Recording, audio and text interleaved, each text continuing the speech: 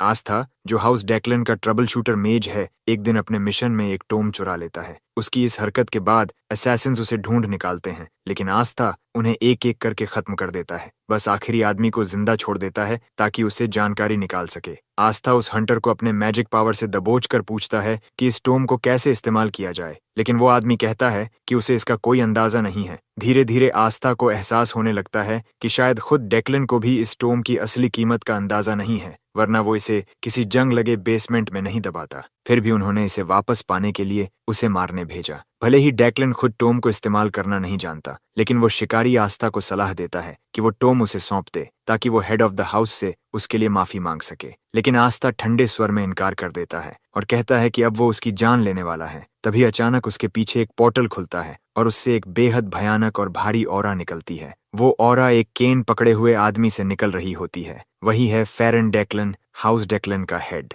फेरन आस्था से कहता है कि वो टोम वापस दे दे। फिर वो उससे कुछ बात करना चाहता है। सामने खड़ी उस शक्ति को देखकर आस्था स्तब्ध रह जाता है। वो 10 साल से ट्रबल शूटर है, जिनमें से आधे साल उसने हाउस डेक्लन के लिए काम किया, लेकिन आज पहली बार वो उनके हेड को अपनी आंखों से देख रहा है। हाउस डेक्लन पूर्वी महाद्वीप की सबसे ताकतवर मैजिकल फैमिली मानी जाती है और कहा जाता है कि इसका हेड फेरन उसके इतिहास का सबसे शक्तिशाली मेज है। आस्था महसूस कर लेता है कि फेरन कितना खतरनाक है, फिर भी वो शांत और सामान्य बने रहने की कोशिश करता है। वो फेरन से पूछता है कि क्या उसे किसी और का लूट छीनने में मजा आता है। ये तो बहुत शर्मनाक है। फेरन उसकी बात सुनकर हंस देता है, लेकिन आस्था के भीतर बेचैनी बढ़ जाती है, क्योंकि वो जानता है कि खुद हेड ऑफ द हाउस का आना किसी तूफान का संकेत है। आस्था मन ही मन मान लेता है कि फेरन की ऑरा अब तक देखी किसी भी शक्ति से कहीं ज्यादा प्रबल है। फेरन उसे बताता है कि वो चाहे तो आस्था को मारकर टोम छीन सकता है, लेकिन वो ऐसा नहीं करेगा। वो बस उससे बातचीत चाहता है। फिर फेरन उसे एक ऑफर देता है। वो चाहता है कि आस्था वापस हाउस डेक्लन में लौट आए। वो कहता है कि अगर वो लौट कर टोम भी वापस कर दे तो वो उसके सारे गुनाह भुला देगा। फेरन स्वीकार करता है कि आस्था में असाधारण प्रतिभा है और वो नहीं चाहता कि वो बर्बाद हो। वो कहता है कि उसे देखकर उसे हैरानी होती है कि एक ग्रे जोन का आदमी इतनी असरदार टेक्निक्स कैसे सीख सकता है। फेरन अपने प्रस्ताव को और आकर्षक बनाते हुए कहता है कि अगर आस्था डेक्लन का साथ ले तो वो बहुत ऊंचा उड़ सकता है। वो हर फायदे का जिक्र करता है जो उसे हाउस में लौटने से मिल सकता है और आखिर में कहता है बस टोम लौटा दो। तभी आस्था मुस्कुराकर कहता है कि उसे उसकी शर्तें मंजूर हैं। फेरन एक पल को राहत की सांस लेता है, लेकिन अगले ही सेकंड आस्था कहता है कि उसकी भी एक शर्त है। फेरन भौहें चढ़ाता है और आस्था ठंडे लहजे में कहता है मुझे हाउस डेक्लन की हेड सीट दे दो, तभी सोचूंगा टोम लौटाने के बारे में। और अपने इरादे दिखाने के लिए वो उस आखिरी शिकारी को वहीं खत्म कर देता है। यह देखकर फेरन गुस्से में आ जाता है और कहता है कि आस्था जिस रास्ते पर चला है वो उसकी मौत की ओर जाएगा। आस्था भी मानता है कि फेरन गलत नहीं है, लेकिन फिर भी वो हमला करने के लिए झपटता है, सिर्फ यह जानने के लिए कि उनकी ताकत में कितना फर्क है। उसका नीला मैजिक ब्लास्ट निकलता है, लेकिन फेरन उसे अपनी लाल शील्ड से आसानी से रोक लेता है। वो कहता है कि लगता है आस्था को सबक सिखाना जरूरी है ताकि उसे एहसास हो जाए कि वो किसके सामने खड़ा है। फेरन एक शक्तिशाली ब्लास्ट छोड़ता है जो आस्था को दूर फेंक देता है। आस्था उस ब्लास्ट से लगभग जल जाता है, लेकिन किसी तरह बच निकलता है। तभी उसे पहली बार एहसास होता है कि हेड ऑफ द हाउस की ताकत आखिर कितनी भयानक है। उसे एक भी ओपनिंग नहीं मिलती हमला करने की, और जैसे ही फेरन देखता है कि आस्था ध्यान खो चुका है, वो एक और हमला करता है। वो कहता है कि अब ताकत नापने की जरूरत नहीं, क्योंकि उनके बीच का फर्क बहुत बड़ा है। फेरन का जादुई ब्लास्ट सीधा आस्था पर गिरता है। वो पूरी तरह टकराकर नीचे गिर पड़ता है, लेकिन फेरन जानबूझकर रुक जाता है और कहता है कि वो उसे मारना नहीं चाहता, बस बात करना चाहता है। आस्था पूछता है कि अगर वो लौटने को तैयार हो जाए तो क्या होगा। फेरन जवाब देता है कि वो यकीन नहीं करेगा। आस्था हल्की मुस्कान देता है और कहता है अच्छा है, कम से कम अब हम दोनों साफ हैं। फिर वो अपनी मैजिक एनर्जी को इकट्ठा करता है और कहता है कि अब वो किसी का मैसेंजर या डॉग नहीं बनेगा। वो अपना पूरा जोर लगा देता है और उसकी शक्ति बिजली की तरह चमकने लगती है। आस्था फेरन की ओर छलांग लगाता है और अपना शक्तिशाली हमला छोड़ते हुए गरजता है मैं फिर से उस कैनल में वापस नहीं जाऊंगा। लेकिन उसकी सबसे भयानक मैजिक अटैक भी फेरन की डिफेंस नहीं तोड़ पाती। तभी फेरन ठंडे चेहरे से कहता है अब तुम्हें दिखाता हूँ असली ताकत कैसी होती है। इससे पहले कि आस्था कुछ समझे, एक जबरदस्त ब्लास्ट उसे उड़ा देता है। उसके दिमाग में पुरानी यादें चमकने लगती हैं। जब वो होश में आता है, फेरन उसके ऊपर खड़ा उसे नीचे देख रहा होता है। फेरन ठंडी आवाज में पूछता है अब समझ आया असली पावर कैसी लगती है। आस्था हमें सिर हिलाता है और कहता है तुम बहुत ताकतवर हो, लेकिन अगर तुम सच में बात करना चाहते हो तो क्या मुझे दोबारा ट्रबल शूटर बनने दोगे? फेरेन मुस्कुराता है और कहता है कि वो उससे कहीं बड़ा काम चाहता है। वो चाहता है कि आस्था बोंगशन फैमिली का हेड बने। ये सुनकर आस्था हैरान रह जाता है। हाउस डेक्लन इतना ताकतवर है कि वो खुद सिंहासन को चुनौती दे सकता है, और अब आस्था समझ जाता है कि फेरेन चाहता है कि वो बोंगशन फैमिली का मुखिया बने ताकि वो डेक्लन हाउस की अधीनता स्वीकार कर ले। अब आस्था को फेरेन का असली मकसद समझ आता है। वो अपने स्टोरेज स्पेस में हाथ डालकर टोम निकालता है। फेरेन मुस्कुराता है और कहता है यही चाहता था मैं, तुम्हें और टोम दोनों को। फेरेन को लगता है कि आस्था आखिर सही निर्णय ले रहा है, लेकिन जैसे ही वो टोम लेने बढ़ता है आस्था उसे आग लगा देता है। फेरेन चौंक उठता है और गरजता है, तुम क्या कर रहे हो? आस्था शांत होकर कहता है, मैंने कभी इसे तुम्हें देने का इरादा नहीं किया था। फेरेन ठंडे स्वर में कहता है, तुम्हारी मौत बहुत दर्दनाक होगी। आस्था जवाब देता है कि उसने ट्रबल शूटर बनने का फैसला पैसे के लिए नहीं किया था। फिर वो बताता है कि उसके एक साथी को डेक्लेन के यंग मास्टर ने फॉरबिडन मैजिक से निगल लिया था और हाउस डेक्लेन ने उस घटना को छिपा दिया। ये सुनकर फेरेन सन्न रह जाता है। उसे समझ आता है कि आस्था बदले की आग में जल रहा है, लेकिन आस्था साफ करता है, मैंने बदला नहीं, न्याय मांगा था। वो कहता है कि उसकी सारी हालिया हरकतें उसके लिए एक तरह की रिटायरमेंट थीं और अब उसके ये शब्द उसके आखिरी हैं। उसके इतना कहते ही फेरेन गुस्से में उसे आग में झोंक देता है, चलो और अपने चुनावों पर पछताओ। आग उसे निगलने लगती है, लेकिन आस्था चीखता है, मुझे कोई पछतावा नहीं। वो जानता है कि अगर उसे हाउस डेक्लेन के अधीन रहना पड़े तो जीना ही बेकार है। जब आग उसे पूरी तरह लपेट लेती है, वो इस जलन को आजादी समझता है। मरते मरते वो कसम खाता है, अगर मुझे दोबारा जन्म मिला तो मेरा बदला पूरा होगा। तभी आस्था को अचानक अजीब महसूस होता है, मानो समय थम गया हो। उसके चारों ओर सब कुछ रुक जाता है, लेकिन उसके हाथों में पकड़ा टोम अब भी चमक रहा होता है। वो देखता है कि उसके शरीर पर अनगिनत मैजिक सर्कल्स उभर रहे हैं और बेहोश होने से पहले वही आखिरी दृश्य देखता है। जब आस्था दोबारा आंखें खोलता है, वो खुद को किसी गंदे इलाके में पाता है, एक बेगर के रूप में। वो चारों ओर देखता है और धीरे धीरे समझता है वो किसी तरह अतीत में लौट आया है, वही ग्रे जोन जहां उसका बचपन गुजरा था। वो एक झील तक जाता है और पानी में अपना चेहरा देखता है। ये सच है, वही है, पर जवान नहीं बल्कि छोटा आस्था। उसके सीने पर जलने का निशान अब भी है। उसे नहीं पता कि वो कैसे लौटा, लेकिन वो यकीन से जानता है कि इसमें टोम का जादू शामिल है। अब जब उसे दूसरा मौका मिला है, आस्था तय करता है कि वो वही करेगा जो पहले अधूरा रह गया था। उसे अपना मकसद याद आता है, अपने साथियों का सपना। कभी उसने और उसके साथी ने बात की थी, हम लोग नीचे वर्ग में क्यों हैं? उसके साथी ने कहा था, अगर हमें शिक्षा मिलती तो हम इन अमीर कचरों के गुलाम नहीं होते। उसी दिन आस्था ने ठान लिया था वो एक लाइब्रेरी बनाएगा, ऐसी लाइब्रेरी जहां कोई भी, चाहे अमीर हो या गरीब, लड़की या लड़का कोर्स किताबें पढ़ सके। वो इसे और बड़ा बनाना चाहता है, एक टावर की तरह। उसे टावर की जरूरत नहीं, लेकिन वो इसे बस इसलिए बनाना चाहता है क्योंकि ये उसके सपने की ऊंचाई दिखाएगा। और उस किताब के पहले पन्ने पर वो डेक्लन हाउस की सीक्रेट टेक्निक लिखेगा। आस्था पहले से ही सोच रहा था कि ये कितना डरावना होने वाला है, पर अब बस एक ही बात बाकी थी, उसे वो मैनुअल कैसे मिलेगा। वो अपने ईविल प्लान का मजा ले ही रहा था कि अचानक किसी की जोरदार किक उसके गाल पर लगती है। वो घूमकर देखता है, एक गुस्से से भरा लड़का उसे पूछ रहा है कि वो अब तक कहाँ था। वो लगातार उसे मारता जा रहा है, कहता है कि वो उसकी सीट बचा कर रखे था, पर वो कहीं दिखा ही नहीं। आस्था को याद नहीं पड़ता ये कौन है जिसने उसे पंचिंग बैग बना दिया है, लेकिन अब किसी को भी अपने साथ कूड़ा जैसा बर्ताव नहीं करने देगा। वो उस लड़के की टांग पकड़ लेता है और ठंडी आवाज में कहता है, तूने मुझे 7 बार मारा है, पर मैं तुझे 70 बार लौटाऊंगा। वो छाती पर मुक्का मारता है, पर उसका शरीर इतना कमजोर है कि उसकी खुद की कलाई मुड़ जाती है। हैरान रह जाता है,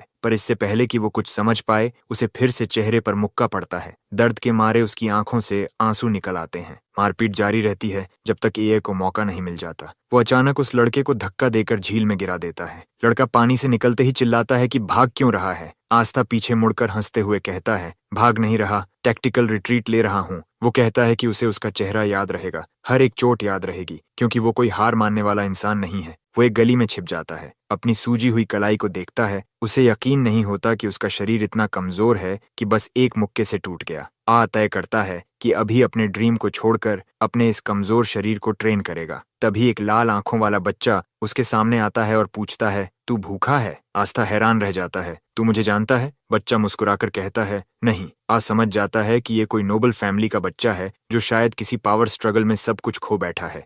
उसे चलता फिरता छोटा बम कहकर टालना चाहता है। वो लड़का खुद को डेमियन बताता है। आ घूरते हुए पूछता है कि ये अजीब बच्चा उसे क्यों देखे जा रहा है, कहीं ये मेंटल तो नहीं। डेमियन कहता है कि उसकी कोई माँ नहीं, और आ बीच में बोल देता है, मेरे पास बाप नहीं, जैसे दोनों किसी बेस्ट ऑर्फन कंपटीशन में हों। आ कहता है कि वो दोनों अपने अपने रास्ते जाएं, क्योंकि उसे ऐसे टिकिंग बॉम्ब से कोई लेना देना नहीं। लेकिन डेमियन वहीं खड़ा रहता है। आ डरने लगता है और पूछता है कि जा नहीं रहा क्या। डेमियन कहता है, मैं तेरे साथ चलूंगा। आ के मन में आता है कि उसे एक थप्पड़ मारे ताकि उसके होश ठीक हो जाए, पर वो बस चिल्लाता है, दूर रह मुझसे। उसी वक्त डेमियन अपने सिर को छूता है जहां चोट लगी है और कहता है कि वो उसे हील कर सकता है। फिर क्रीपी मुस्कान के साथ वो एक ग्लोविंग मैजिक सर्कल बनाता है जिससे हीलिंग पार्टिकल्स निकलने लगते हैं। आ सोचता है ये कोई नॉर्मल मैजिक टच है, लेकिन जल्द ही समझ जाता है कि ये असली हीलिंग लाइट है, हाउस ब्लैंडोर की सीक्रेट टेक्निक। उसे याद आता है कि हाउस ब्लैंडोर का पतन हाउस डेक्लन की वजह से हुआ था। आयरी अब डर जाता है, कहीं मैंने किसी खतरनाक चीज में तो कदम नहीं रख दिया। वो सोचने लगता है कि ब्लैंडोर का बच्चा ग्रे जोन में कैसे आया,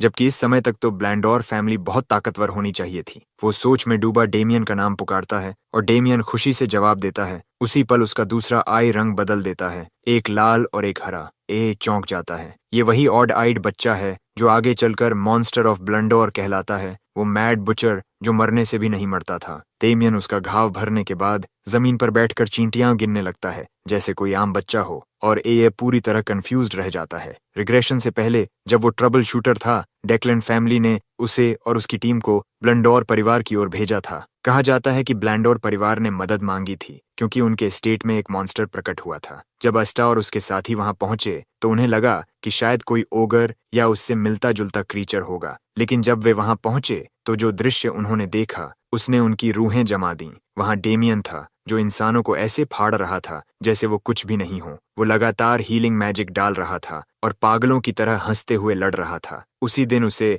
मॉन्स्टर ऑफ ब्लैंडोर कहा जाने लगा, वो बुच्चर जो मरने से भी नहीं मरता था। अस्ता उस भयानक याद को दिमाग से निकाल फेंकने की कोशिश करता है और वर्तमान पर ध्यान देता है। उसे समझ नहीं आता कि ब्लैंडोर परिवार का सीधा उत्तराधिकारी उसके सामने कैसे खड़ा है। जो घर का अकेला वारिस है वो आखिर ग्रे जोन में क्या कर रहा है। तभी डेमियन एक अजीब सुझाव देता है, चल खाना खाएं। वो कहता है कि उसकी माँ ने कहा था कि खाने से इंसान हेल्थी रहता है और एस्टा की कमजोरी की वजह यही है कि वो ठीक से खाता नहीं। अस्टा मान लेता है कि बच्चा सच कह रहा है। फिर वो पूछता है कि तेरे पास पैसे हैं? डेमियन मासूमियत से सिर हिलाता है और सोने के सिक्कों से भरी थैली निकालता है। ए की आंखें चमक उठती हैं और वो तुरंत बोलता है, अब से हम दोस्त हैं। डेमियन हैरान रह जाता है, पर अस्टा चालाकी से बात को घुमाकर उसे मना लेता है। वो कहता है कि दोस्त अपनी चीजें बांटते हैं, और डेमियन बेवकूफी से सहमति में सिर हिला देता है। ए सुझाव देता है कि चल कुछ खाते हैं, और दोनों खाना खाने चले जाते हैं। खाने के बाद दोनों एक छोटे से शेल्टर में आराम करने लगते हैं। अका पेट पहली बार पूरा भरा हुआ है। डेमियन आश्चर्य से कहता है कि जहां हम खाते हैं उसके ऊपर घर भी है। वो बताता है कि वो तो हमेशा बाहर ही सोता रहा है, और धीरे से जोड़ता है कि उसका कोई पिता नहीं। अस्टा उसे सुधारता है कि तेरा पिता है, पर डेमियन मानने को तैयार नहीं। फिर पूछता है, माँ? डेमियन धीरे से कहता है, वो भी नहीं। अब यह समझ जाता है कि डेमियन को लगता है कि उसके माता पिता असल में हैं ही नहीं, क्योंकि वो कभी उसके पास नहीं रहे। ए पूछता है कि तू कितने वक्त से अकेला है? डेमियन जवाब देता है, जब से घर से भागा हूँ मैंने 10 बार सोया है। ए सोच में पड़ जाता है, शायद वो 10 दिन से भागा हुआ है। लेकिन डेमियन जोड़ता है कि कभी कभी वो दिन में 2 बार एनेप लेता है, तो कुल 10 बार सोया, यानी शायद 3 या 4 दिन हुए हैं। अस्ता महसूस करता है कि ये बच्चा बाहर से पागल दिखता है, पर भीतर से सिर्फ एक मासूम बच्चा है। वो सोचता है कि हर पागल कभी न कभी मासूम था, और चूंकि डेमियन अब अकेला है, ए तय करता है कि वो उसका केयर टेकर बनेगा। इससे उसे ब्लैंडोर परिवार से संबंध बनाने का मौका मिलेगा, जो आगे चलकर डेक्लन परिवार के खिलाफ बहुत काम आएगा। लेकिन टा के दिमाग में अब भी वो आदमी घूम रहा है जिसने उसे 77 बार मारा था। सोने से पहले वो डेमियन से कहता है, मुझे डिस्टर्ब मत करना, मुझे कुछ काम है। डेमियन तुरंत पहचान लेता है कि ए अपने ब्रीदिंग प्रैक्टिस करने जा रहा है। दरअसल पिछले जीवन में एस्टा ने अपनी मैजिक फाउंडेशन बहुत साधारण चीजों पर बनाई थी, इसलिए उसे बार बार नोबल हाउसेज में चोरी छिपे घुसकर स्पेल्स चुराने पड़ते थे। कई बार वो मरते मरते बचा, पर उसने कई स्पेल्स हासिल किए, जैसे नाइट्स द्वारा इस्तेमाल किया जाने वाला हार्ड एंड बॉडी स्पेल। लेकिन असली शक्ति से उसका सामना तब हुआ जब वो लगभग मरने ही वाला था। अब वो और ज्यादा मजबूत बनना चाहता है। इस बार वो डेक्लन परिवार की फाउंडेशनल आर्ट सीखना चाहता है, हेवनली ऑरिजिन टेक्निक। ये एक आधारभूत कला है जो हर प्रकार के माना एट्रीब्यूट को स्वीकार करती है। वो पहले इसे रिसर्च के लिए याद कर चुका था, लेकिन अब इसे वास्तव में प्रयोग करने का समय आ गया है। इस तकनीक को ब्रीदिंग टेक्निक कहा जाता है। जैसे ही एए इसे एक्टिवेट करता है, उसके शरीर में एक ज्वालामुखी जैसी शक्ति दौड़ जाती है, मानो लावा उसकी नसों में बह रहा हो। दर्द असहनीय है, लेकिन एए हार नहीं मानता। वो महसूस करता है कि उसके शरीर से अशुद्धियां झलकर निकल रही हैं। ये तकनीक केवल उच्च नोबल्स के लिए बनाई गई थी, जो माना सर्किट्स को साफ करने के लिए माना को जबरदस्ती शरीर में प्रवाहित करती है। ए पूरी तरह से उस प्रक्रिया में डूब जाता है और जल्द ही खुद को एक गहरे माना पूल में पाया। जब वह दर्दनाक प्रक्रिया से आखिरकार जागता है, डेमियन पहले से ही सो चुका होता है। एआ हैरान रह जाता है यह देखकर कि अब उसकी सर्किट में कोई भी इम्प्यूरिटी नहीं बची। इसके अलावा उसका माना पूरी तरह शुद्ध हो चुका था, इतना कि उसकी पिछली जिंदगी से भी ज्यादा शक्तिशाली था। लेकिन वह जानता था कि इसके बावजूद डेक्लन को हराना अब भी असंभव है। फिर भी उसकी उम्मीदें बढ़ चुकी थीं। ए खुद को याद दिलाता है कि वह एक ट्रबल शूटर है जो कभी हार नहीं मानता। कुछ देर बाद अस्टा डायमन की पहचान छिपाने में मदद करता है। वह उसके बालों का रंग बदलकर ब्राउन कर देता है और उसे नए कपड़े पहनाता है, और अंत में उसे एक कैप देता है ताकि कोई उसे पहचान न सके। डायमन पूछता है कि अब उनका अगला प्लान क्या है, जिस पर अस्टा मुस्कुराकर कहता है, अब हम बाहर निकल रहे हैं केओस मचाने। थोड़ी देर बाद आस्टा को वही आदमी दिखता है जिसने उसे 77 बार मारा था। जैसे ही वह आदमी उसे देखता है, पूछता है, कहाँ गायब था तू? पर इससे पहले कि वह और बकवास कर सके, अस्टा का घूंसा सीधे उसके पेट में लगता है। दर्द की लहर उसके पूरे शरीर में दौड़ जाती है और वह वहीं बेहोश होकर गिर पड़ता है। अस्टा संतुष्ट महसूस करता है कि उसने सही जगह पर मारा, लेकिन अब वह रुकेगा नहीं। उसने तय कर लिया है कि उसे 123 बार मारेगा। शोर सुनकर बाकी लोग बाहर आ जाते हैं और देखते हैं कि उनके घर का सबसे छोटा ही इस हंगामे की जड़ है। ए की आंखों में पहले से ही पागलपन झलक रहा है। वह सोच रहा है कि अब इनके साथ क्या क्या करने वाला है। गुस्से में आमना को अपनी मुट्ठियों में भरता है और उन सब पर टूट पड़ता है। उसके घूंसे पहले से भी ज्यादा दर्दनाक हो जाते हैं। पीछे खड़ा डेमियन अस्टा का यह रूप देखकर मजे से तमाशा देख रहा होता है। वह स्थिति को और पागल बना देता है। हर बार जब कोई गिरता है, डेमियन अपनी हीलिंग मैजिक से उसे ठीक कर देता है ताकि एस्टा उसे फिर से मार सके। सबसे पहले वह उसी को हील करता है जिससे एस्टा की दुश्मनी है। बेचारा सोचता है कि डेमियन उसकी मदद कर रहा है, पर तभी एस्टा उसे पकड़ लेता है और याद दिलाता है कि वह अभी 123 हिट्स बाकी हैं। जब मुट्ठियां थक जाती हैं तो ए कैन उठा लेता है। वह मुख्य आदमी को इतनी जोर से मारता है कि उसकी जगह से हीट उठने लगती है, लेकिन एस्टा रुकता नहीं। वह डेमियन से कहता है, heal him, I am not done yet. अब वह आदमी इन दोनों बच्चों को नहीं बल्कि किसी शैतानी जोड़ी को देख रहा था जो उसकी जान के पीछे पड़ी है। पूरे दिन तक अस्टा उन्हें मारता रहा और आखिरकार जब उसका गुस्सा शांत हुआ तो उसने मुस्कुराते हुए अपने विक्टिम्स का धन्यवाद किया। Thanks, you guys were great practice. उसे गर्व है कि उसने हर एक को 100 से ज्यादा हिट्स दिए, कुल मिलाकर 1000 से भी ज्यादा। जब उनके लीडर ने विनम्रता से पूछा, अब हम जा सकते हैं? अस्टा बोला, हाँ, लेकिन वह आदमी याद दिलाता है, पर यह मेरा घर है। बस इतना सुनते ही एस्टा की आंखों का भाव बदल जाता है। उसकी ऑरा इतनी डरावनी हो जाती है कि वह आदमी और उसके साथी डरकर कोने में सिमट जाते हैं। तभी एस्टा को एहसास होता है कि कोई उनकी ओर आ रहा है, कोई बहुत स्किल्ड व्यक्ति, ट्रबल शूटर जैसा। उसे समझ आता है कि शायद वो डेमियन के पीछे है। अस्टा हैरान रह जाता है कि इतनी सावधानी के बाद भी वे उन्हें ढूंढ निकले, लेकिन वह पीछे हटने वाला नहीं था। उसने अपने पुराने दिनों की तरह पूरा माना इकट्ठा किया, उसे कई बार कंप्रेस किया और एक माना बुलेट बना ली। उसने निशाना साधा और फायर कर दिया,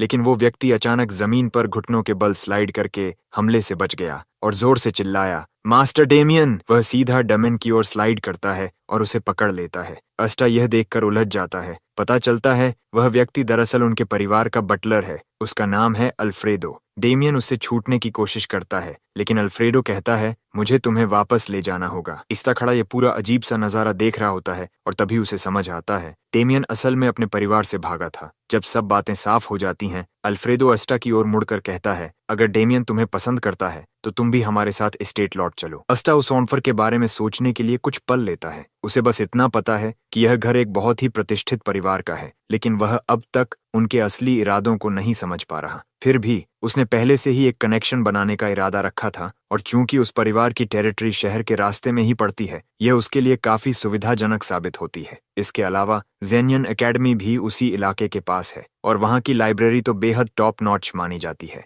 अस्टा ने तय किया कि वह वहां जाकर थोड़ा समय बिताएगा अपनी खुद की लाइब्रेरी बनाने की तैयारी के लिए। सारी बातें सोचने के बाद अस्टा अंततः अल्फ्रेडो का ऑफर स्वीकार कर लेता है। कुछ ही समय बाद वे परिवार की ग्रैंड एस्टेट पहुंच जाते हैं। अस्टा कैरेज से उतरते हुए महसूस करता है कि यह उसकी एस्टेट की पहली आधिकारिक यात्रा है। रात काफी हो चुकी थी, इसलिए अल्फ्रेडो सुझाव देता है कि अब सबको थोड़ा आराम कर लेना चाहिए। वह मेड लैंसेंसी को बुलाकर कहता है, इन बच्चों का ध्यान रखना। लैंसेंसी ठंडे भाव से डेमियन की ओर देखती है और तभी डेमियन को समझ आ जाता है कि अब उसकी खैर नहीं। उसी रात अल्फ्रेडो परिवार की मेट्रन गामो के चेंबर में जाता है। वह महिला को बताता है कि उसने डेमियन को ग्रे जोन से वापस लाया है। गामो का स्वभाव बेहद इम्पल्सिव था। वह यह सुनते ही गुस्से में एक पावरफुल अटैक स्पेल चला देती है, इससे पहले कि उसे पता चलता कि उसका बेटा सुरक्षित है। जब अल्फ्रेडो उसे रोकता है और बताता है कि डेमियन बिल्कुल ठीक है, तो गामो गहरी सांस लेकर राहत महसूस करती है। अल्फ्रेडो भी चुपचाप सिर झुकाता है, ये जानते हुए कि अगर डेमियन को किसी ने जरा भी नुकसान पहुंचाया होता तो वह मौत की सजा से कम नहीं होता। दरअसल गामो को कभी ब्लड विच कहा जाता था और उसका क्रोध प्रैक्टिकली अनस्टॉपेबल था। थोड़ी देर बाद वह अल्फ्रेडो के काम की तारीफ करती है, लेकिन अल्फ्रेडो जाने से पहले कहता है कि उसे कुछ और बताना है। वह बताता है, लेडी गामो, डेमियन का नया दोस्त अस्टा, उसने मेरी उपस्थिति को महसूस कर लिया उससे पहले कि मैं सामने आता। गामो की आंखें चौड़ी हो जाती हैं। अल्फ्रेडो आगे कहता है, वह काउंटर अटैक के लिए तैयार था और उसके हाथ में माना बुलेट थी। यह सुनकर गामो बेहद प्रभावित होती है। ग्रे जोन का कोई बच्चा अगर इतना परसेप्शन और कंट्रोल रखता है तो यह असाधारण है। अल्फ्रेडो मुस्कुराता है और झुककर कहता है, इसीलिए मिलेडी, मैं आपसे एक फेवर मांगना चाहता हूँ। अगली सुबह अस्टा की नींद अल्फ्रेडो के अनुरोध से खुलती है। अस्टा, मैं चाहता हूँ कि तुम मेरे सक्सेसर बनो। यह सुनते ही अस्टा दंग रह जाता है। अल्फ्रेडो संतुष्ट महसूस करता है कि उसकी बात ने असर डाला। उसे पूरा यकीन था कि अस्टा तुरंत यह रेयर मौका पकड़ लेगा, लेकिन उसकी हैरानी तब बढ़ जाती है जब अस्टा बिना झिझक इनकार कर देता है। अल्फ्रेडो को यकीन ही नहीं होता। तुमने मना किया?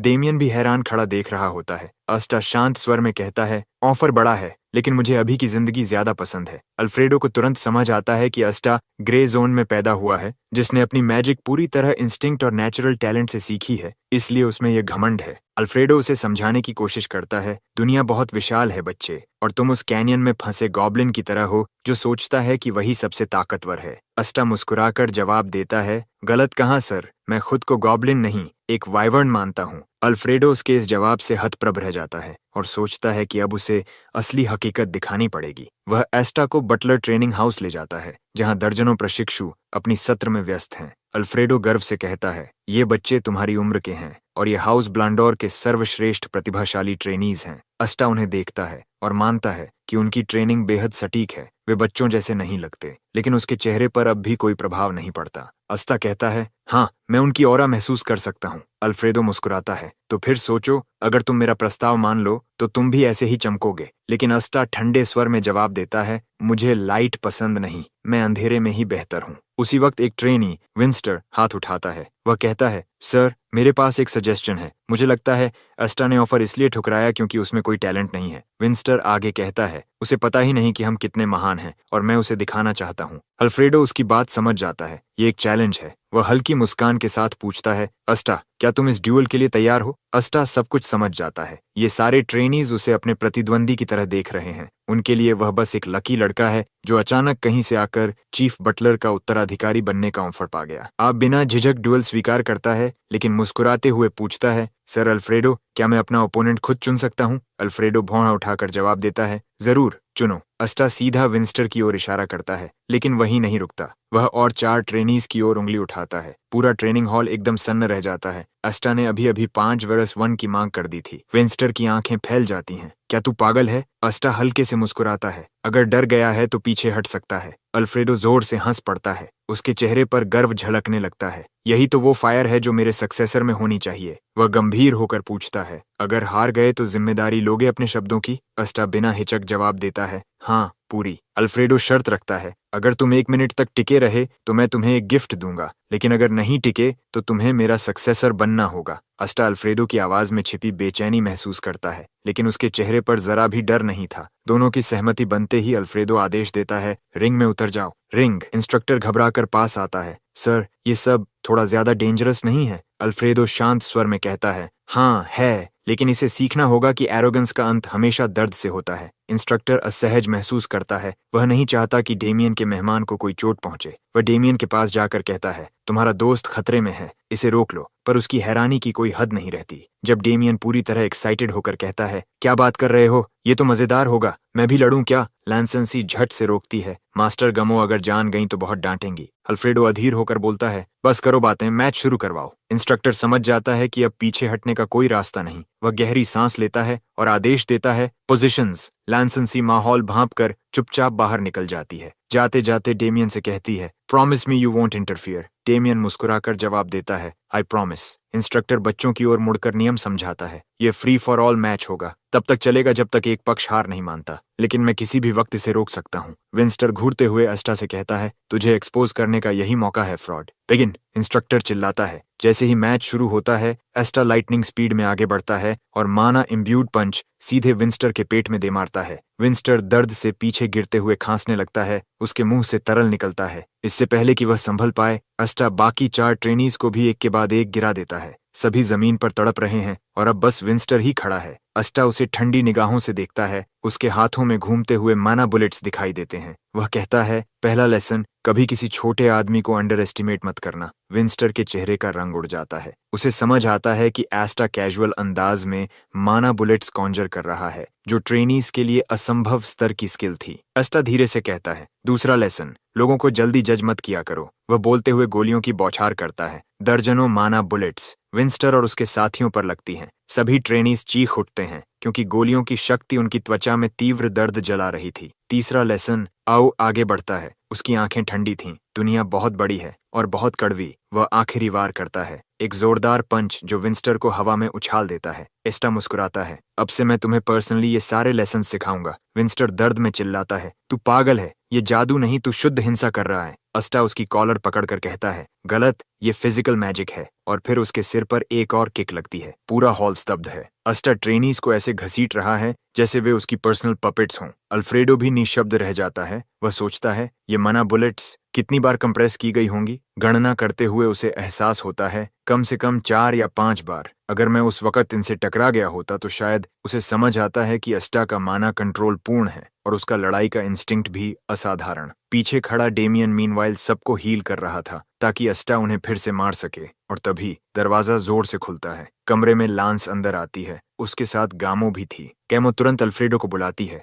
और जैसे ही इंस्ट्रक्टर को एहसास होता है कि मेट्रन वहां मौजूद है, वो राहत की सांस लेता है कि आखिरकार उनकी जान बच गई। कैमो अल्फ्रेडो से पूछती है कि आखिर चल क्या रहा है और वो कबूल करता है कि वो बस एक टेस्ट कर रहा था। कैमो यकीन नहीं कर पाती कि जो कुछ वो देख रही है उसे अल्फ्रेडो एक टेस्ट कह रहा है। एस्टा तो ट्रेनीज की बुरी तरह धुनाई कर रहा था जबकि डामेन पीछे से सपोर्ट दे रहा था। गामो तुरंत आदेश देती है कि अल्फ्रेडो ट्रेनीज को इकट्ठा करे और उन्हें विथड्रॉ करने को कहे। इसके अलावा वो डामेन और एस्टा दोनों को उनके कमरों में जाने का आदेश देती है। उसी वक्त वो इंस्ट्रक्टर के पास जाती है और ठंडे लहजे में कहती है, यू आर फायर्ड। इंस्ट्रक्टर सन्न रह जाता है। उस रात गामो अल्फ्रेडो को बुलाकर कहती है कि उसने हद पार कर दी। भले ही उसका इरादा सही था। अल्फ्रेडो गलती मानता है और कहता है कि वो सजा स्वीकार करने को तैयार है। फिर गामो उससे पूछती है कि क्या एस्टा को डेमियन ने ड्यूल के दौरान मदद की थी, लेकिन अल्फ्रेडो साफ कहता है नहीं। वो बताता है कि एस्टा बस लोगों को पीटने में ही बहुत अच्छा है। फिर अल्फ्रेडो बताता है कि एस्टा ने फिर से मैजिक बुलेट का इस्तेमाल किया था,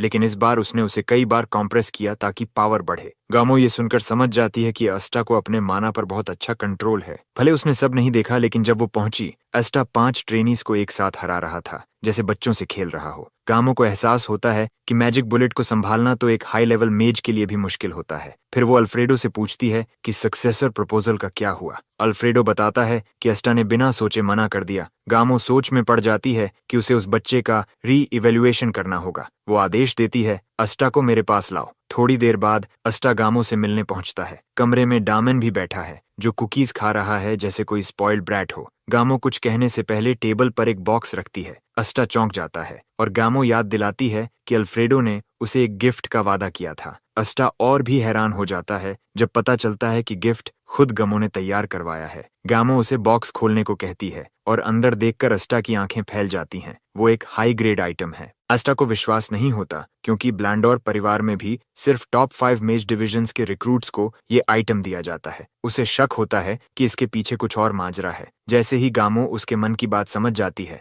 वो कहती है, तुम ये गिफ्ट बिना किसी चिंता के ले सकते हो। वो बताती है कि एस्टा ने उसके बेटे की मदद ग्रे जोन में की थी और ये उसी का धन्यवाद है। साथ ही दिन की घटना के लिए एक माफी भी। एस्टा अभी भी सतर्क रहता है। वो पूछता है, अगर मैंने इसे लिया तो क्या मुझे ब्लांडोर से जुड़ना पड़ेगा? गामो मुस्कुराती है, नहीं। फिर वो पूछता है, इसमें पॉइजन तो नहीं? जवाब वही रहता है, नहीं। अब अस्टा सचमुच चौंक जाता है कि इस गिफ्ट पर कोई शर्त नहीं। वो झुककर कहता है, थैंक यू मैम। इसके बाद गामो कहती है कि उसके पास एक प्रपोजल है। अस्टा सुनते ही समझ जाता है कि उसका शक सही था। गामो बताती है कि वो चाहती है अस्टा को एकेडमी में एडमिशन दिलवाए ताकि वो डेमियन के साथ पढ़े। अस्टा हैरान होता है तो गामो समझाती है कि डेमियन को पिछले साल ही जाना था, लेकिन उसने मना कर दिया था, इसलिए इसे इस साल तक टाला गया। गामो स्वीकारती है कि उसे उम्मीद नहीं थी कि उसका बेटा इस तरह भाग जाएगा, लेकिन अब वो देख सकती है कि डेमियन को आस्टा पसंद है, इसीलिए वो उस पर भरोसा कर रही है। अस्टा समझ जाता है कि गामो बस अपने बेटे को एकेडमी में रोकना चाहती है। अगर वो जबरदस्ती करेगी तो डेमियन फिर भाग जाएगा।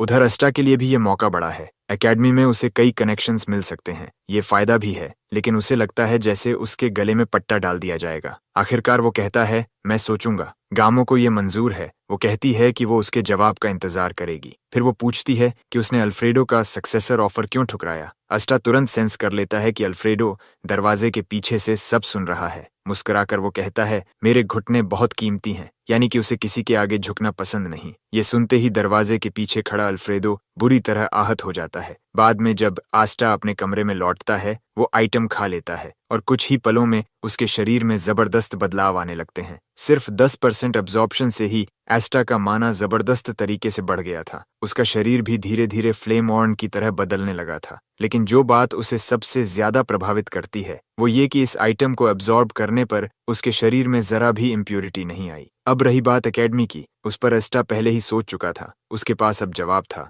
उसे पता है कि एकेडमी में दाखिला लेना मतलब जल्दी ही किसी पावरफुल स्पॉन्सर से मिलने का मौका पाना। एकेडमी में शामिल होने के ढेरों फायदे हैं, लेकिन साथ ही उसे ऐसा भी लगता है जैसे वो किसी ट्रैप में जा रहा हो। वो थोड़ा दिमाग साफ करने के लिए दौड़ने का फैसला करता है। कमरे से बाहर निकलते ही कोई उसे आवाज देता है, आर यू अस्टा? अस्टा पीछे मुड़कर उस आदमी को देखता है। प्लेटिनम ब्लॉन्ड बाल, रॉयल सा लुक। दामन के डायरेक्ट डिसेंडेंट होने के कारण अस्टा मान लेता है कि ये शख्स शायद उसका कोई रिश्तेदार है, इसलिए वो झूठ बोलने का फैसला करता है। No, you got the wrong person. वो कहता है कि उसके बाल रोशनी में रंग बदल लेते हैं, इसलिए शायद किसी को भ्रम हो गया हो। वो आदमी थोड़ा उलझन में आता है, फिर माफी मांगकर जाने लगता है। लेकिन तभी गलत वक्त पर अल्फ्रेडो दौड़ता हुआ आता है और जोर से बोल देता है, अस्टा, I need to talk about the butler matter. और बस बात यहीं बिगड़ जाती है। वो प्लैटिनम हेयर्ड लड़का तुरंत रुकता है, पलट कर मुस्कुराता है। So I was right, you really do have that unpleasant face. अब झूठ छुपाने का कोई रास्ता नहीं बचता। अस्टा सीधा मान लेता है, या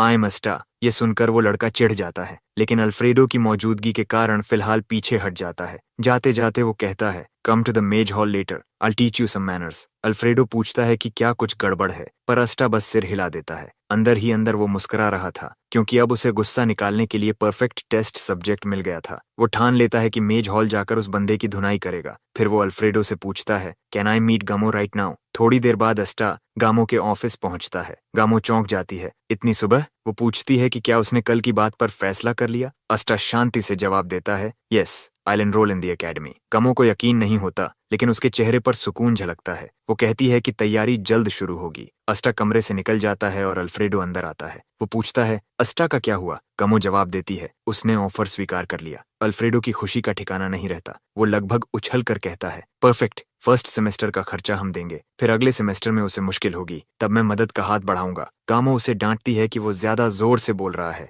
अल्फ्रेडो झेंप कर माफी मांगता है और किचन की ओर चला जाता है। गामो धीरे से सिर हिलाती है। उसे पता है कि अल्फ्रेडो इतना खुश क्यों है। वो अब अस्टा को अपना सक्सेसर बनाने की कोशिश करेगा, लेकिन उसे ये प्लान बहुत कमजोर लगता है। अल्फ्रेडो फिर भी आत्मविश्वास से भरा है, क्योंकि पुराने हेड बटलर ने भी उसे इसी ट्रिक से फंसाया था। दूसरी ओर एस्टा तय करता है कि अब वो सीधे मेज हॉल जाएगा, जहां वो बदतमीज लड़का उसका इंतजार कर रहा था। वो दरवाजा खोलता है तो अंदर एक मेज खड़ा है, जिसका चेहरा हुड के नीचे छिपा हुआ है। वो पूछता है, व्हाई आर यू हियर? अस्टा लड़के का नाम याद करने की कोशिश करता है, पर लड़खड़ा जाता है। तभी मेज हंसते हुए बोलता है, I have been waiting for you. वो कहता है, फॉलो मी, और आस्टा को एक दूसरे कमरे में ले जाता है। माइंड योर हेड कहकर वो दरवाजा खोलता है। जैसे ही अस्टा अंदर कदम रखता है, चारों ओर उड़ते हुए नोट्स उसकी ओर आने लगते हैं। अब उसे समझ आता है कि उसने ऐसा क्यों कहा था। तभी उसके सामने एक व्यक्ति आता है जो खुद को परिचय देता है, वेंजी फॉन ब्लोंडोर। अचानक अस्टा से पूछते हैं क्या वह अपने छोटे भाई से मिलने आया है, पर अस्टा खुद सच में हैरान है। वह सोचता है कि क्या वही नटखट बच्चा उसका भाई है। अस्टन की पिछली जिंदगी के बारे में एक बात वो याद करता है, मेजेस के साथ एक अजब पहचान होती है, बाल धीरे धीरे झड़ ढहते हैं। ए ने इसे 3 स्टेज में बांटा है। फर्स्ट स्टेज,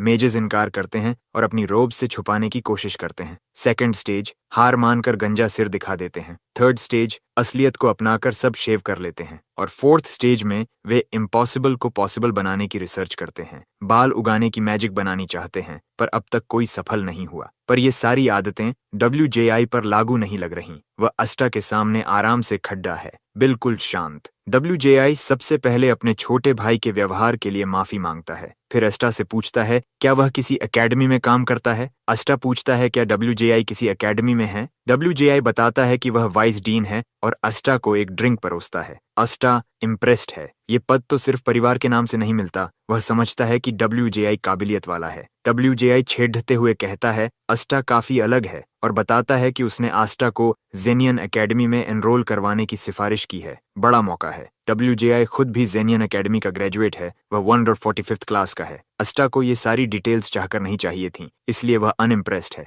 WJI तुरंत माफी मांगकर कहता है कि वह बस उत्साहित था और ट्रैश बोल दिया। फिर WJI कहते हैं कि बात की मेन पॉइंट पर आते हैं, पर उससे पहले एक बात कंफर्म करनी है। क्या आस्टा किसी दोस्त के लिए अपनी लाइफ रिस्क करेगा? आस्टा को सवाल समझ नहीं आता। WJI बताता है कि पूरा मामला ब्लॉन्डर फैमिली की रेप्यूटेशन से जुड़ा है। वह अपने स्टोरेज से एक किताब निकालता है। आस्टा का चेहरा देखते ही शॉक में चमक उठता है। WJI बोलते हैं कि अगर आस्टा अपनी जान जोखिम में डाल सके तो वह उसे ये टोम दे देगा। किताब वह सीक्रेट है, ब्लॉन्डर फैमिली का हीलिंग लाइट। उसी बीच गार्डन में गमो डेमियन के एकेडमी जाने की बात सोच रही है। वह खुश है कि सब स्ट्रेस फ्री हुआ और आस्टा उसके बेटे डेमियन का अच्छा दोस्त रहा। अल्फ्रेडो कहते हैं कि आस्टा कभी कभी जर्क होता है, पर गामो जानती है कि हर बच्चा शेमलेस हो सकता है। वह चाहती है कि आस्टा उसके पास रहे क्योंकि आस्टा एक फ्री बर्ड है जिसे कोई केज नहीं कर सकता। पर गामो सोच रही है कि डेमियन के कारण आस्टा को पास कैसे रखा जाए। फिर हम वापस मेज हॉल आते हैं जहां आस्टा सोचता है कि WJI उसे ब्लॉन्डर फैमिली का सीक्रेट टेक्निक क्यों दे रहा है। क्या यह किसी जाल ट्रैप का हिस्सा तो नहीं?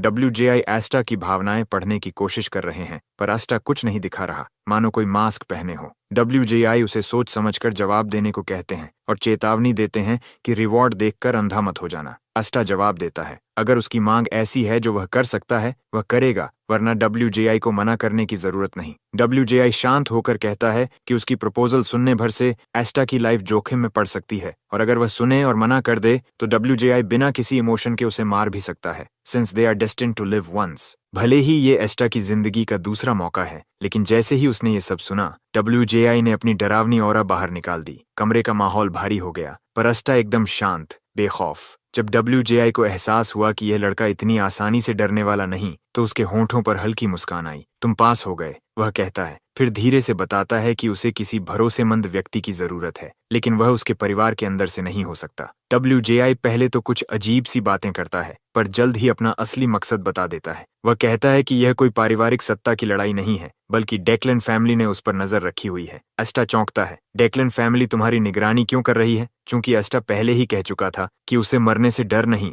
WJI अब खुलकर बोलता है। असल में वह डेक्लन फैमिली की ओरिजिन मैजिक पर रिसर्च कर रहा है और शायद उसने कोई ब्रेक थ्रू पा लिया है। उसने उनकी एक्सक्लूसिव हेवनली ओरिजिन्स मैजिक हासिल कर ली है। आस्टा के चेहरे पर गंभीरता उतर आती है। उसे एहसास होता है कि वह एक मरे हुए आदमी के सामने बैठा है। वह पूछता है क्या तुम इसे डिस्ट्रॉय करने के लिए रिसर्च कर रहे हो? WJI हंसते हुए जवाब देता है नहीं, मैंने इसे और परफेक्ट बनाने का रास्ता ढूंढ लिया है। आस्टा को तुरंत समझ आता है यह आदमी पूरी तरह पागल है। अपनी जान की परवाह किए बिना डेक्लन की मैजिक को परफेक्शन तक ले जाना चाहता है। फिर भी आस्टा के दिमाग में एक याद चमकती है। अपनी पिछली जिंदगी में जब डेक्लन ने ब्लैंडर फैमिली को मिटा दिया था, तब WJI नई 10,000 सर्कल थ्योरी पर काम कर रहा था। शायद इसी वजह से डेक्लन ने हमला किया और शायद उसने वही शक्ति अपना ली जो उसे मॉन्स्टर लाइक बना गई। अब WJI पूछता है क्या तुम मेरी मदद कर सकते हो? मैं अपने रिसर्च को अगले स्तर पर ले जाना चाहता हूँ। आस्टा पूछता है मुझ पर भरोसा क्यों किया? WJI बताता है कि वह अपने परिवार को रिपोर्ट नहीं कर सकता। उसे शक है कि अंदर कोई मोल है। आस्टा कहता है शायद तुम्हारा सेक्रेटरी। WJI तुरंत मना करता है नहीं, समस्या एक्विजिशन राउट में है। जब उसे एहसास हुआ कि वह पकड़ा गया है, उसने कुछ कदम पहले ही उठा लिए। अस्टा पूछता है,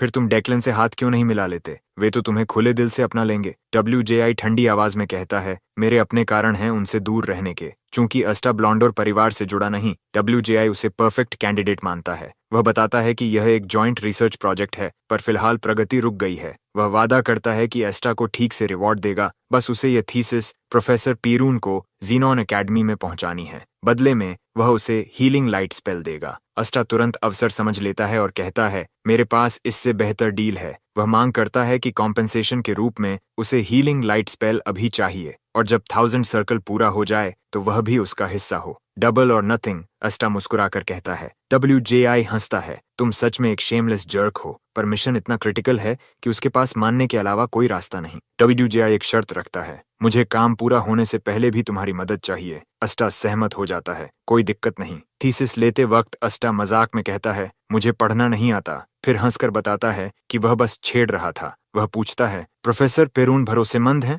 WJI बताता है कि वे पुराने स्कूलमेट्स और राइवल्स हैं, हमेशा एक दूसरे को हराने की कोशिश करते रहे जब तक कि WJI वापस परिवार नहीं लौट गया। अस्टा सोचता है, मतलब एकेडमी में एक और पागल से मिलने वाला हूँ। रात को जब अस्टा अपने कमरे में पहुंचता है तो उसे WJI से कई किताबें और एक पत्र मिलता है। उस पत्र में लिखा है कि इन किताबों को किस क्रम में पढ़ना है ताकि वह सही तरीके से अपना ज्ञान और कल्टीवेशन बढ़ा सके। बिना वक्त गंवाए अस्टा किताबों को व्यवस्थित करने लगता है और मन ही मन मानता है कि WJI सच में एक जीनियस है। वह अपनी बुक स्पॉन्सर्स लिस्ट बनाता है और सबसे ऊपर WJI का नाम लिखता है। उसके मन में एक योजना है, जब उसकी मैजिक टावर बनेगी तो वह हीलिंग लाइट की किताब वहीं रखेगा ताकि हर कोई उसे पढ़ सके। लेकिन यह काम करने से पहले उसे डेमियन से बात करनी होगी। वह सोचता है कि दोस्ती के प्रिविलेज से उसे मना लेगा। अस्टा पहले से ही उस टावर के सपने पर गर्व महसूस करता है। उसका उद्देश्य है कि लोग खुले तौर पर मैजिक सीख सकें। दूसरी ओर WJI भी खुश है कि उसे अस्टा जैसा इंसान मिला। उसे एहसास है कि अस्टा में एक अलग सा जोश और बुद्धिमत्ता है। वह खास तौर पर इस बात से प्रभावित है कि अस्टा ने मौत की धमकी से जरा भी डर नहीं दिखाया। वो तो सिर्फ एक टेस्ट था, लेकिन अस्टा की आंखों में उसे वह चमक दिखी जो मौत से न डरने वाले लोगों की होती है। उसे लगता है कि आखिरकार उसे कोई काम का साथी मिला है, न कि वे पिग्स जिनसे वह अब तक घिरा रहा। WJI को यह भी महसूस होता है कि अस्टा अपने अंदर बहुत कुछ छिपा रहा है, पर यह बात उसे और दिलचस्प लगती है। उसके लिए अस्टा कोई आम लड़का नहीं, बल्कि कोई ऐसा है जो उसके जैसे ही ड्रीम साझा करता है। जल्द ही अस्टा अपनी तैयारी पूरी करता है। वह अपना सामान पैक करता है और एकेडमी का यूनिफॉर्म पहन लेता है। तभी लांस कमरे में आती है उसे लेने। वह बताती है कि एकेडमी पहुंचने पर उसे एक सिंपल डॉक्यूमेंट रजिस्ट्रेशन से गुजरना होगा और वह और डैमियन एंट्रेंस एग्जाम से एग्जेम्प्टेड हैं। लांस उसकी पोशाक की तारीफ करती है, इट सूट्स यू वेल। अस्टा शालीनता से जवाब देता है, थैंक यू माई लेडी। अस्टा सोचता है कि यह एग्जेम्पशन प्रेस्टिजियस फैमिलीज के बच्चों को मिलती है, जिसे स्पेशल एडमिशन कहा जाता है, और वह खुश है कि उसे भी वही दर्जा मिला। जब वह कैरेज तक पहुंचता है, डेमियन और उसकी मां पहले से इंतजार कर रहे होते हैं। वह दोनों लड़कों को आशीर्वाद देती है, एकेडमी में अपना ख्याल रखना। अस्टा सिर हिलाकर शुक्रिया कहता है। गामो उसे बताती है कि वह प्रार्थना कर रही है कि एस्टा अपने गोल्स हासिल करे। अस्टा मुस्कुराता है और भीतर से यह निश्चय करता है कि वह एकेडमी में मिले हर मौके को भुनाएगा। वह अपने नए क्लासमेट से मिलने के लिए भी उत्साहित है। रास्ते में अस्टा WJI की दी हुई लाइट स्पेल बुक खोलता है। वह उसकी आसान इंटरप्रिटेशन देखकर प्रभावित हो जाता है। उसे पता चलता है कि हर नोबल अपने ढंग से मैजिक टेक्निक्स की व्याख्या करता है, पर WJI का तरीका डेक्लन के सेलेस्टियल प्रिंसिपल से ज्यादा मेल खाता है। थोड़ी ही देर में कैरेज जीनन एकेडमी पहुंच जाती है। अस्टा खिड़की से बाहर झांककर उस मशहूर इमारत को देखता है जो उसके नए अध्याय की शुरुआत बनने वाली है। लैंसैंसी उन्हें बताती है कि उनका कैरेज सर्विस यहीं खत्म होता है। एकेडमी के संस्थापक प्रिंसिपल की टीचिंग के अनुसार एडमिशन के दिन सभी विद्यार्थियों को, चाहे उनकी हैसियत कुछ भी हो, पैदल ही अंदर जाना होता है। लैंसैंसी उन्हें शुभकामनाएं देती है और कहती है कि अब यहीं से उनके रास्ते अलग होंगे। जैसे ही वे कैरेज से उतरते हैं, डेमियन अचानक एस्टा का हाथ पकड़कर कहता है, हमें जल्दी करनी होगी। लांस ने कहा था कि अगर देर हुई तो सीट्स नहीं मिलेंगी। अस्टा हैरान रह जाता है। एंट्रेंस सेरेमोनी कोई विलेज थिएटर नहीं है जहां seats first come first serve हों। फिर उसे एहसास होता है ये तो लांस का बेट था ताकि डेमियन देर न करे। अस्टा मुस्कुराता है और तय करता है कि इस बार वह खेल में साथ देगा। दोनों सेरेमोनी हॉल पहुंचते हैं। डेमियन चारों ओर की भीड़ देखकर हैरान। आधा हॉल खाली होने के बावजूद वह अब भी मानता है कि देर होती तो सीट्स नहीं मिलती। एस्टा अविश्वास से सिर हिलाता है। अब भी नहीं समझा कि तुझे बेवकूफ बनाया गया। वह अपनी सीट रिजर्वेशंस निकालकर देखता है कि उन्हें कहाँ बैठना है। तभी डेमियन हॉल के एक कोने की ओर इशारा करता है। वहीं बैठते हैं और अस्टा फिर से उलझन में पड़ जाता है कि ये लड़का आखिर सोचता क्या है। अस्टा अभी तक समझ नहीं पा रहा कि डेमियन वही लड़का है जो पहले एकेडमी से भागना चाहता था और अब उसी जगह को लेकर इतना एक्साइटेड है। तभी अचानक डेमियन एक लंबे चौड़े जायंट जैसे लड़के एक्स्टर से टकरा जाता है। एक्स्टर नीचे देखता है जैसे कोई कीड़ा देख रहा हो। अस्टा तुरंत अपने दोस्त को उठाता है। तू ठीक है? डेमियन कहता है, हाँ मेरी गलती है, मैंने ध्यान नहीं दिया। दोनों वहां से जाने ही वाले होते हैं कि एक्स्टर उन्हें रोक देता है। उसके कपड़ों पर डेमियन की सलाइवा लग गई थी। अस्टा अभी समझ ही नहीं पाता कि हुआ क्या। तभी डेमियन माफी मांगते हुए एक्स्टर के कपड़े साफ करने दौड़ता है, लेकिन उल्टा और सलाइवा लगा देता है। इससे एक्स्टर आगबूला हो जाता है। वह घूंसा मारने ही वाला होता है कि अस्टा बीच में आकर उसका पंच रोक लेता है। अस्टा शांत पर सख्त लहजे में कहता है, अपनी टेंट्रम बंद कर, नहीं तो पछताएगा। एक्स्टर गुस्से में पूछता है, तू है कौन? डेमियन जवाब देता है, वो मेरा दोस्त है। अस्टा मुस्कुराकर सिर हिलाता है। एग्जैक्टली। अब एक्स्टर को बात समझ आती है। ये लड़का अपने दोस्त के लिए खड़ा हुआ है, पर वह गुर्राता है। अब तुझे पछताना पड़ेगा। अस्टा समझ चुका है कि अब ये झगड़ा शब्दों से नहीं, मुट्ठियों से सुलझेगा।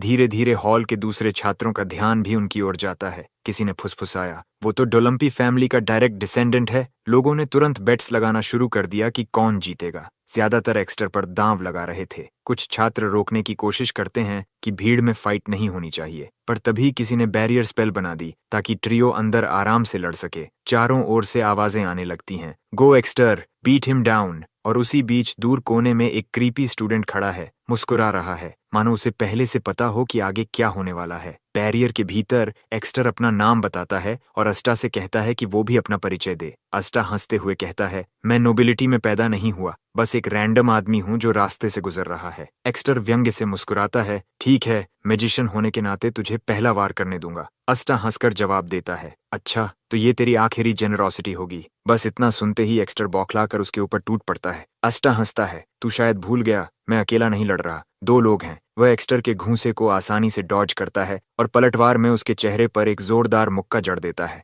एक्स्टर हैरान, इतना भारी पंच किसी स्टूडेंट से? उसे यकीन नहीं कि सामने वाला मैजिशियन है या मॉन्स्टर। तभी वह देखता है कि डेमियन उसके ऊपर हीलिंग स्पेल डाल रहा है। उसे समझ नहीं आता कि डेमियन क्यों ऐसा कर रहा है। तभी अस्टा दोबारा उसकी तरफ दौड़ता है और पेट में सीधा मुक्का मार देता है। एक्स्टर संभलने की कोशिश करता है, लेकिन आस्टा के मुक्के लगातार बरसने लगते हैं, एक के बाद एक, जैसे बिजली की मार। अब उसे समझ आता है, एक मुझे पीट रहा है, दूसरा हील कर रहा है। वह कराहता है, मैं दो पागलों से लड़ रहा हूँ। उसे सचमुच डर लगने लगता है, पर बाहर के छात्र उसे चिल्लाकर मोटिवेट करते हैं, तू वॉरियर्स की आशा है, पीछे मत हट। प्रेरणा सुनकर एक्स्टर का गुस्सा फिर भड़क उठता है। वह गरजता है, तू सिर्फ मैजिशियन है। वह अपनी पूरी ताकत से वार करता है। पहला स्विंग अस्टा डॉज कर जाता है। अस्टा मुस्कुराता है, नाइस ट्राई। एक्स्टर गरज उठता है, मुझे अंडर एस्टिमेट मत कर। इस बार वह अपने दाएं हाथ से पूरी ताकत से वार करता है और अस्टा को पकड़ लेता है। अस्टा हवा में उछलकर पीछे फेंका जाता है। चारों ओर के छात्र खुशी से चिल्ला उठते हैं, हाँ, एक्स्टर ने पलटवार किया। पर एक्स्टर को अजीब लगता है, वार तो किया पर इम्पैक्ट हल्का लगा। अस्टा हवा में घूमकर एक्रोबैटिक लैंडिंग करता है और अपने पैरों पर उतर जाता है। एक्स्टर दंग रह जाता है, पर शॉक झटक कर फिर दौड़ पड़ता है। अस्टा मुड़कर देखता है, डेमियन अब भी एक्स्टर को हील कर रहा है। वह सोचता है, जब तक ये चलता रहा मैं उसे खत्म नहीं कर पाऊंगा, तो अब एक ही वार में इसे गिराना होगा। इस टेक्निक को एक्टिवेट करने के लिए अस्टा अपनी पास्ट लाइफ में साथियों के साथ बनाई गई एक खास विधि का इस्तेमाल करता है। मैजिक पार्टिकल्स के आपस में टकराने से वह प्योर एनर्जी निकाल लेता है। ये टेक्निक मैजिक का ही हिस्सा है, लेकिन न तो ये ट्रेडिशनल मैजिक कहलाती है और न मार्शल आर्ट्स। ये एक टेक्निकल तरीका है जो सिर्फ मैजिकल प्रॉपर्टीज के वैज्ञानिक इस्तेमाल पर आधारित है। जब उसकी मूव पूरी तरह तैयार हो जाती है तो आस्टा जानबूझकर एक्स्टर को अपने करीब आने देता है और फिर उसे एक ही वार में मारता है। उस पंच से एक भयानक शॉक वेव निकलती है, इतनी तेज कि दर्शकों की आंखें चकाचौंध हो जाती हैं और बैरियर तक टूट जाता है। हर कोई दंग रह जाता है कि आखिर उन्होंने अभी क्या देखा। अगले ही पल एक्स्टर जमीन पर गिर पड़ता है और बेहोश हो जाता है। पूरा मैदान स्तब्ध,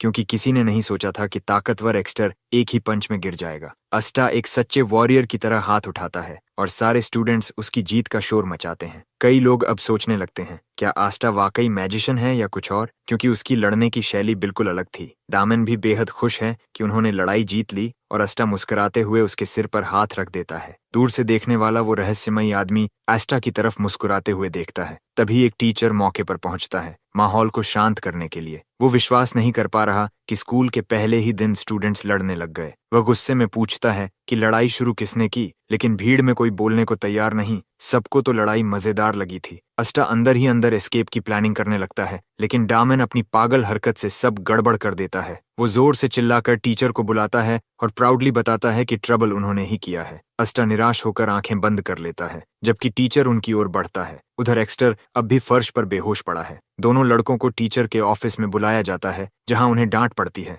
लेकिन सरप्राइजिंगली टीचर मामला हल्का छोड़ देता है, क्योंकि डामन ने खुद स्वीकार किया था और एक्स्टर को भी गंभीर चोट नहीं आई थी। इसके बाद दोनों फिर हॉल की ओर लौटते हैं। खुशकिस्मती से सेरेमनी अभी शुरू नहीं हुई थी। जैसे ही वे हॉल में प्रवेश करते हैं, सबकी नजरें उन पर टिक जाती हैं। सब हैरान हैं कि एस्टा ने एक मार्शल आर्टिस्ट को हरा दिया, जबकि उसका शरीर तो काफी कमजोर दिखता है। एस्टा पूरे गौरव से खड़ा रहता है, जबकि डामन क्राउड को हाथ हिलाकर जैसे कोई सेलिब्रिटी बन गया हो। एस्टा अंदर ही अंदर झल्लाता है। उसे यकीन नहीं होता कि उसने अनजाने में इतनी अनवांटेड अटेंशन खींच ली है, और वो चाहता है कि डामन अपने हाथ हिलाना बंद करे। दोनों सीट्स ढूंढते हैं और बैठ जाते हैं। तभी स्टेज पर एक छोटे सफेद बालों वाले बुजुर्ग हेडमास्टर आते हैं और भाषण शुरू करते हैं। वक्त बीतता जाता है, पर वो बिना थके बोलते रहते हैं, जिससे आस्टा प्रभावित होता है। वहीं डामन सो गया है और उसके मुंह से लार टपक रही है, जिससे परेशान होकर एस्टा उसे सीधा कर देता है। हेडमास्टर अपने भाषण के बीच में ही रुकते हैं, जब कोई आकर उन्हें किसी जरूरी मामले की सूचना देता है। वो अनदेखा करना चाहते हैं, लेकिन जब बात सुनते हैं तो मंच किसी और को सौंप कर चले जाते हैं। तभी एक चमकदार बालों वाली महिला पोडियम पर आती है और उसकी गूंजती आवाज पूरे हॉल को हिला देती है। यहाँ तक कि सोया हुआ डामन भी डर के मारे उठ बैठता है। वह अपना परिचय देती है, मेरा नाम जारा है, और बताती है कि अब वही हेडमास्टर की जगह स्पीच आगे बढ़ाएगी। वो कहती है कि अब फ्रेशमैन ओथ शुरू करते हैं और पहले नाम के रूप में बुलाती है, डीलिया डेनाय। यह नाम सुनकर कई स्टूडेंट्स चौंक जाते हैं, क्योंकि किसी ने नहीं सोचा था कि डेनाय परिवार की लड़की एंट्रेंस एग्जाम देगी। कुछ लोग ताने कसते हैं कि शायद उसकी स्किल कमजोर है, इसलिए उसे एग्जाम देना पड़ा, जबकि कुछ डिफेंड करते हैं, कहते हैं ऐसा तो हो ही नहीं सकता। डेनाय परिवार कभी किसी अयोग्य को एग्जाम में उतरने देगा? पर एस्टा अच्छी तरह जानता है कि डीलिया कौन है। डेनाय परिवार डेक्लन के बाद दूसरे सबसे प्रतिष्ठित घराने के रूप में जाना जाता है। दालिया बड़ी होकर डेनाय परिवार की फ्यूचर रिप्रेजेंटेटिव मेज बनी। वही डेनाय परिवार जो हमेशा दूसरे स्थान पर रहा, लेकिन अपनी प्रतिष्ठा कभी नहीं खोया।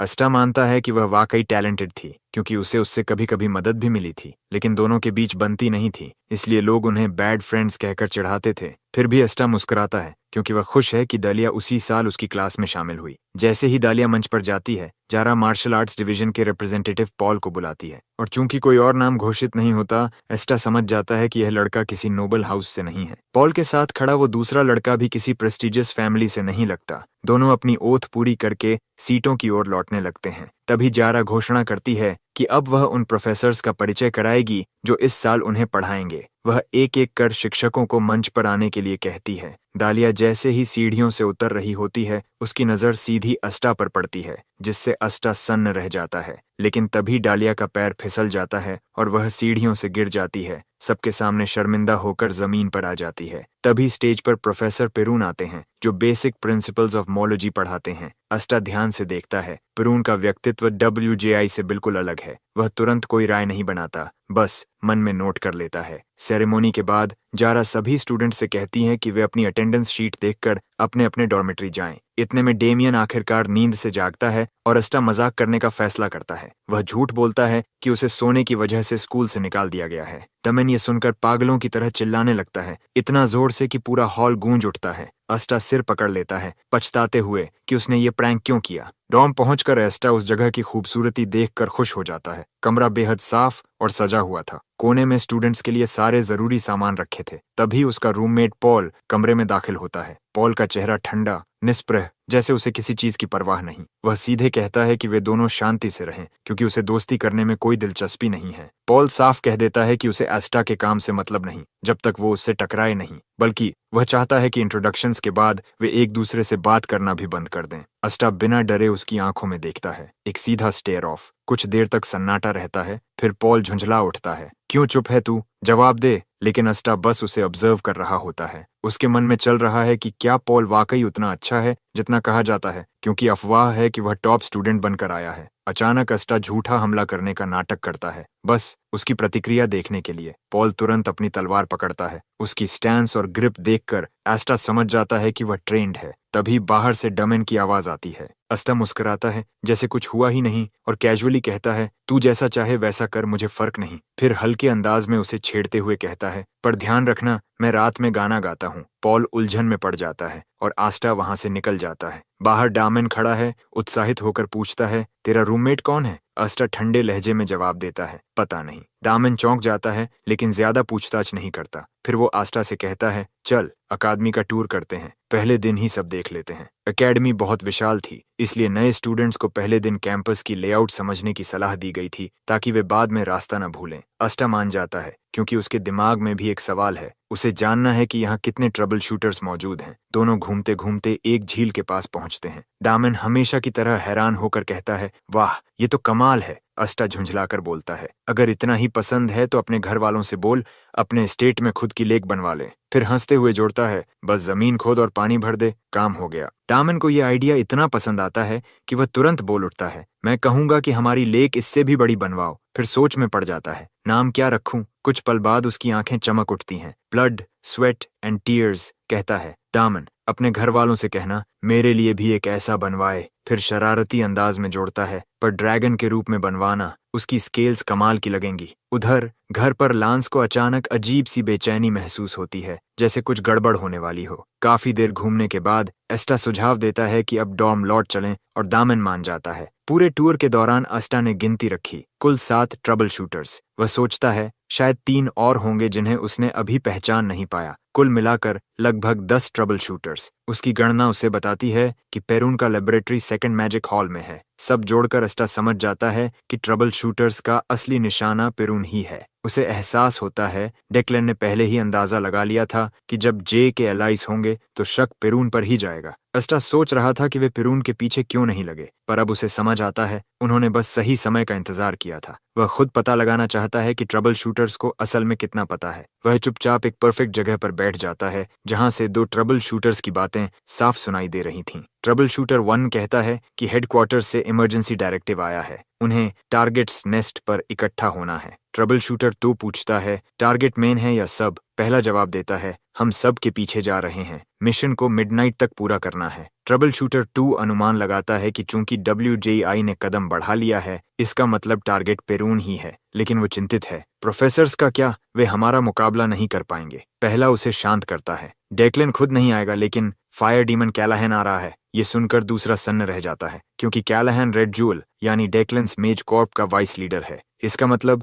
मिशन डेक्लन की पूरी मंजूरी से चल रहा है, और साथ ही इसका अर्थ है कि ट्रबल शूटर्स एक्सपेंडेबल हैं, उन्हें कुर्बान भी किया जा सकता है। दोनों बेचैन हैं, पर ड्यूटी के आगे झुकते हुए निकल पड़ते हैं बाकी टीम से मिलने के लिए, ताकि जरूरत पड़ने पर नंबर्स पूरे रहें। पर उन्हें पता नहीं कि एस्टा उनकी हर बात सुन चुका है, और यह सुनकर हैरान है कि कैलाहन खुद इस मिशन में आ रहा है। एस्टा के मन में कैलाहन की पुरानी यादें ताज़ा हो जाती हैं। वह कोई मामूली व्यक्ति नहीं। जब एस्टा खुद ट्रबल शूटर था, तब कैलाहन अपनी प्राइम पर था। डेक्लन परिवार ने जब ब्लांडोर परिवार के खिलाफ युद्ध में सब कुछ दांव पर लगाया था, तब भी कैलाहन ने वफादारी नहीं छोड़ी। वह अपने डेडली फायर आर्ट्स के लिए प्रसिद्ध था, एक ऐसा वॉर मेज जिसने अपने ज्वालामुखी जैसे जादू से इतिहास में नाम दर्ज किया। एस्टा सोचता है अगर कैलाहन आने वाला है तो उसे पकड़ना ही होगा। उसे याद आता है कैलाहन की मैजिक डेक्लन्स फ्लेम आर्ट्स में से एक है। खतरा बहुत बड़ा है, पर एस्टा का विश्वास भी उतना ही मजबूत। रिस्क बड़ा है, पर रिवॉर्ड उससे भी बड़ा। सब कुछ उसकी कैलकुलेशन के मुताबिक चल रहा था, सिवाय एक चीज के,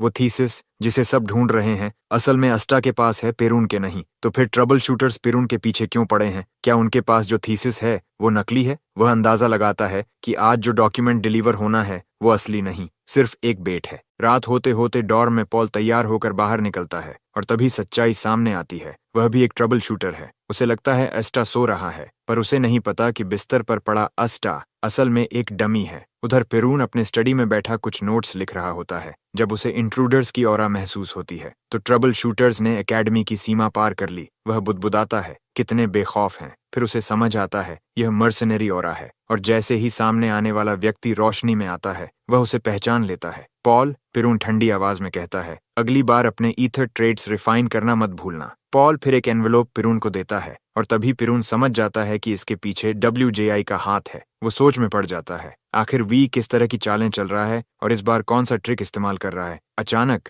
दरवाजा जोरदार धमाके से उड़ जाता है और कैलाहैन ऑफिस में दाखिल होता है। पॉल के चेहरे पर डर साफ झलकता है, जबकि पेरून शांत खड़ा रहता है। कैलाहैन समझ जाता है कि पॉल उससे डरता है, मतलब वो जानता है कि कैलाहैन क्या कर सकता है। कैलाहैन फिर पेरून की तरफ मुड़ता है और पूछता है, क्या तुमने मेरा नाम सुना है? पेरून ठंडे लहजे में जवाब देता है, नहीं। इस बेपरवाही से कैलाहैन तमतमा जाता है। तभी पून अपनी कुर्सी से उठकर कहता है, मुद्दे पर आओ कैलाहैन। ये बात कैलाहैन को और भड़काती है, लेकिन गुस्सा फूटने से पहले वो मानता है कि ये पहली बार है जब किसी ने उसके साथ ऐसा बर्ताव किया है। कैलाहैन अपनी शर्तें रखता है। पहली, पॉल को मरना होगा। फिर वो पेरून की तरफ देखता है और कहता है कि वो उसे एक हाथ और एक आंख से वंचित कर देगा। तभी कैलाहैन एक फायरबॉल फेंकता है, मगर पेरून उसे आइस काउंटर से रोक देता है। धमाके से इमारत हिल उठती है। पेरून पॉल की ओर मुड़ता है और ठंडे स्वर में कहता है, अब अपनी जान खुद बचा। मैं अभी तुम्हें छात्र नहीं, एक मर्सनरी समझ रहा हूँ। पॉल को इसमें कोई दिक्कत नहीं। वो अपनी तलवार निकाल लेता है। पेरून को एहसास होता है कि डेक्लन ट्रबल शूटर्स ने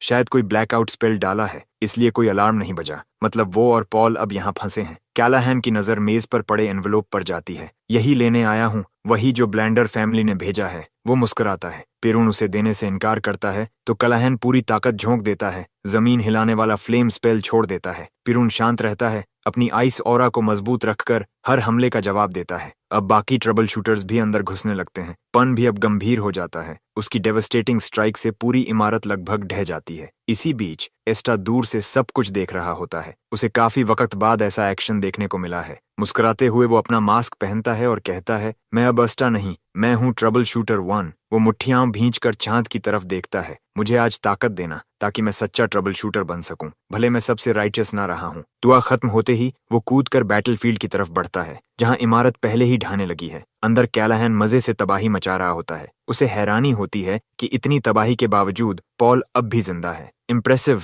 वो कहता है। पॉल जानता है कि अगर WJI का दिया हुआ प्रोटेक्टिव टैलिस्मन न होता तो अब तक मर चुका होता। उसे तो ये भी नहीं पता था कि वो एक ताबीज है। किस्मत ने साथ दे दिया। पेरून ठंडी आवाज में कहता है, साइड हो जाओ पॉल, और फिर एक विशाल आइस ब्लास्ट छोड़ देता है जो कैलाहैन की आग से टकराता है। फिर पॉल के कंधे पर हाथ रखता है, अभी तक अच्छा किया है, अब मैं तुम पर भरोसा कर सकता हूँ। पेरून उसकी तलवार में ईथर भर देता है। देखकर पॉल हैरान रह जाता है। पेरून पूछता है, अभी भी लड़ सकता है? पॉल कहता है, जब तक जरूरत है। अब पीछे हटने का कोई रास्ता नहीं। कैलाहैन उनकी जोड़ी देखकर खुश होता है। परफेक्ट, एक मेज और एक गार्ड, यही चाहिए था। वो फिर एक फायरबॉल छोड़ता है। इस बार पॉल की तलवार जवाब दे जाती है और वो दीवार से जा टकराता है। पेरून समझ जाता है कि अब उसे पूरी ताकत लगानी होगी। इस वक्त जब माना सीमित है और दो शक्तिशाली प्राणी एक साथ अपनी अथॉरिटी जताते हैं तो नियंत्रण की जंग शुरू होती है। पेरून चाहता है देखना कि कैलाहैन उसकी मार कितनी झेल सकता है। कैलाहैन चुनौती स्वीकार करता है और दोनों अपनी ताकत भिड़ा देते हैं।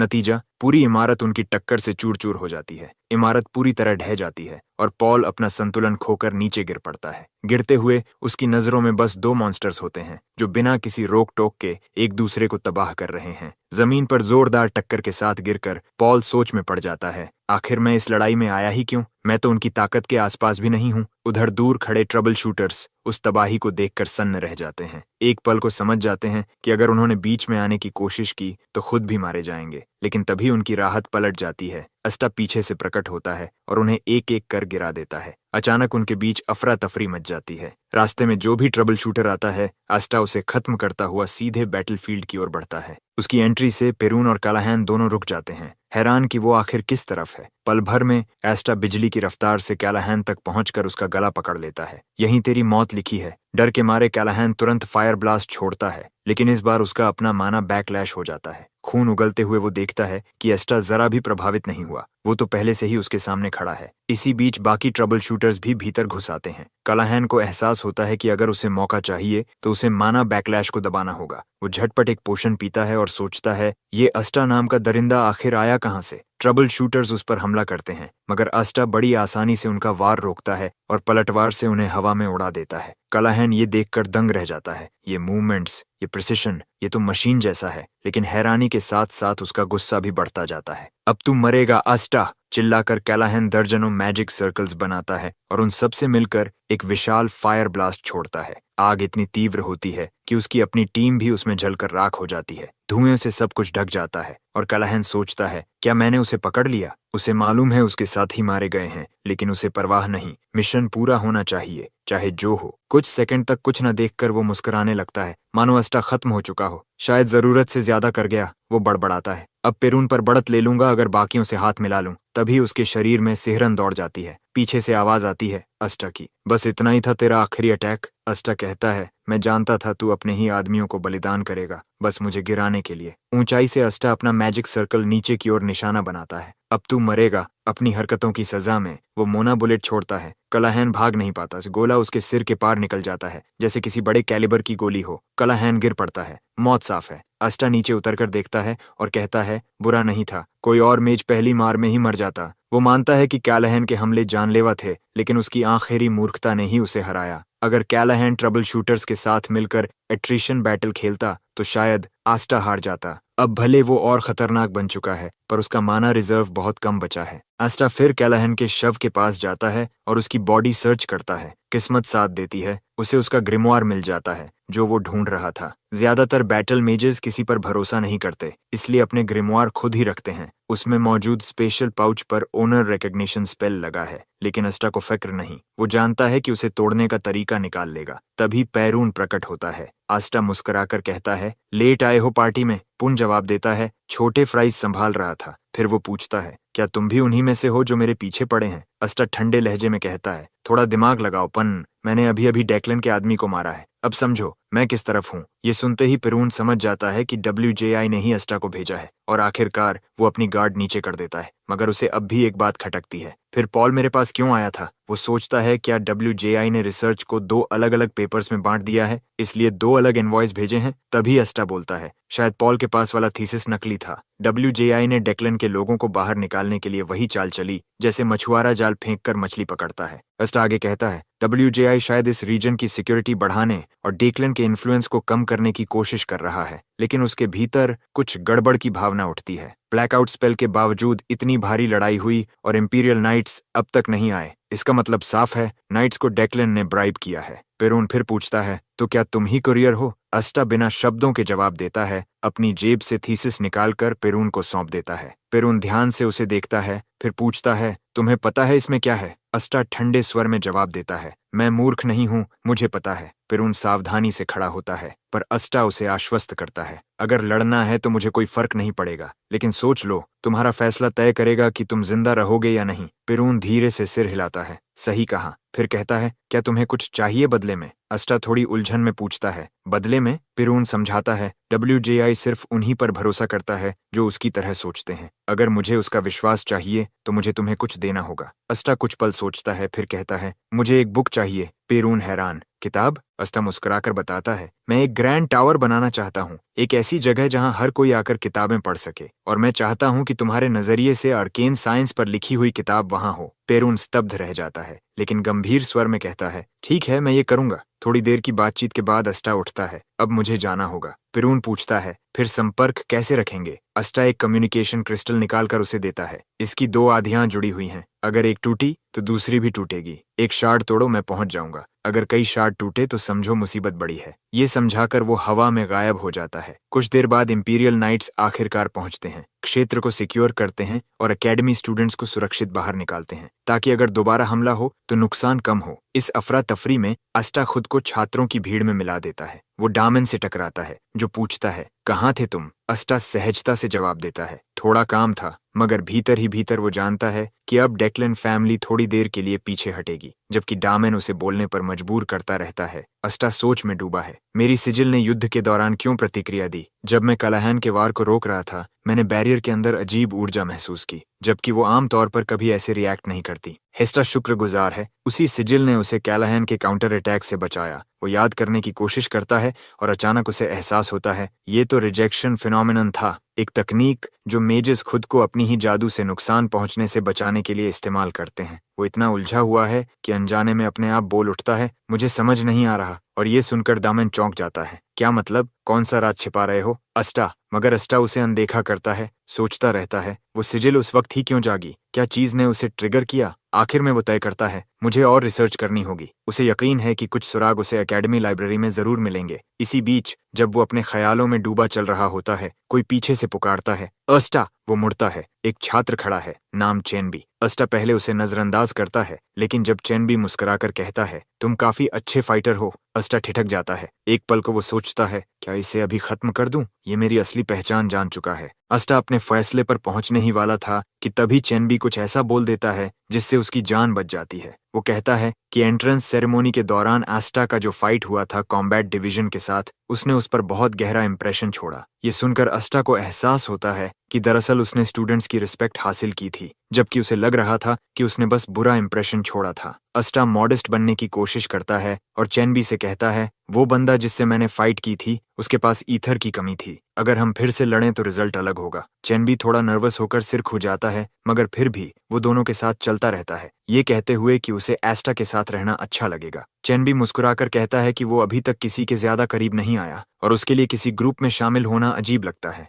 एस्टा पूरी तरह कंफर्टेबल नहीं होता, लेकिन फिर भी वो कह देता है जो करना है कर लो। चेनबी ये सुनकर खुश हो जाता है क्योंकि उसे उम्मीद थी कि अस्टा उसे मना कर देगा। वो अस्टा से लगातार बातें करने लगता है और इन बातों से अस्टा को थोड़ी नॉर्मल सी फीलिंग मिलती है, क्योंकि टाइम ट्रैवल के बाद से वो बस पागलों से ही डील कर रहा था। उसे तो ऑलमोस्ट भूल ही गया था कि नॉर्मल महसूस करना कैसा होता है। नॉर्मल लाइफ को वापस पाने के लिए एस्टा मानता है कि उसे एकेडमी में पूरी तरह सेटल होना पड़ेगा। पहले दिन की लेक्चर क्लास शुरू होती है और डैमियन जम्हाई लेते हुए कंप्लेन करता है कि उसे नींद आ रही है। थोड़ी देर में चेनबी भी पहुंच जाता है। वो हैरान है कि इतने बड़े केओस के बाद भी उन्हें क्लास अटेंड करनी पड़ रही है। एस्टा भी एग्री करता है ये थोड़ा हार्श है। उसकी ऑब्जर्वेशन से उसे समझ आता है कि चेनबी किसी रिच फैमिली से नहीं है, पर वो डरपोक भी नहीं बल्कि चीयरफुल टाइप है। तभी चेनबी बताता है कि उनका M3 होम रूम टीचर है प्रोफेसर JRA। अस्टा थोड़ा कंफ्यूज्ड होता है क्योंकि उसने ये नाम पहले नहीं सुना। चेनबी समझाता है कि JRA कोई मामूली टीचर नहीं, उसने अकेले ही ट्रोल्स की पूरी हॉर्ड को मार गिराया था। तभी दरवाजा खुलता है और JRA अंदर आती है। एस्टा उसे देखते ही पहचान जाता है, वही महिला जो एंट्रेंस सेरेमोनी में थी। JRA क्लास के सामने खड़ी होकर खुद का फिर से परिचय देती है। वो कहती है कि स्कूल में कल जो केओस हुआ था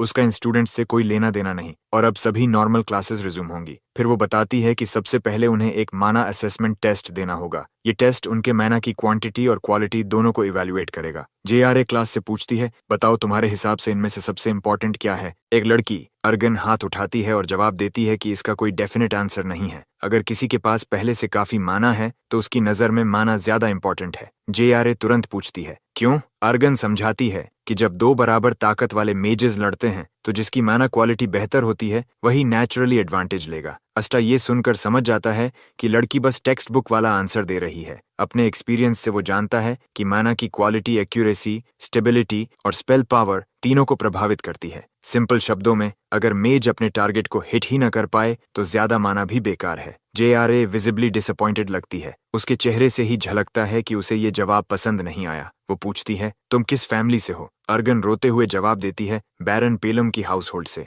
JRA नफरत भरे स्वर में कहती है मुझे पहले ही पता था। ये सुनकर अर्गन का दिल टूट जाता है, उसकी आंखों में आंसू आ जाते हैं। फिर JRA वही सवाल पूरी क्लास को दोबारा पूछती है, मगर अब कोई जवाब देने की हिम्मत नहीं करता। तभी वो अचानक एक लड़के की ओर इशारा करती है, तुम इपेल बताओ। लड़का डरते हुए खड़ा होता है और कुछ न सूझने पर बस कह देता है माना क्वांटिटी ज्यादा इंपॉर्टेंट है। वो समझाता है कि लार्ज स्केल बैटल्स में टोटल माना बड़ा डिफरेंस ला सकता है। अस्टा कुछ हद तक अग्री करता है, हाँ कभी कभी क्वांटिटी भी क्वालिटी से ज्यादा असर डालती है, डिपेंड्स ऑन द वेरिएबल। मगर ठीक अर्गन की तरह JRA फिर निराश हो जाती है। उसका चेहरा साफ कह रहा था कि वो अब तक किसी भी जवाब से खुश नहीं है। वो एक एक करके बाकियों से पूछती रहती है जब तक कि पूरी क्लास उसके सख्त रवैये से परेशान नहीं हो जाती। सबके बीच हल्की बड़बड़ाहट शुरू हो जाती है। पहले दिन ही इतना स्ट्रेस, ये टीचर तो सच में ट्रबल है। दूसरी तरफ एस्टा पहले ही सोच रहा था कि JRA के सवाल का ऐसा कौन सा जवाब होगा जो पास हो जाए। तभी JRA खुद कहती है कि उसने वो सब सुन लिया है जो सुनना जरूरी था। वो मानती है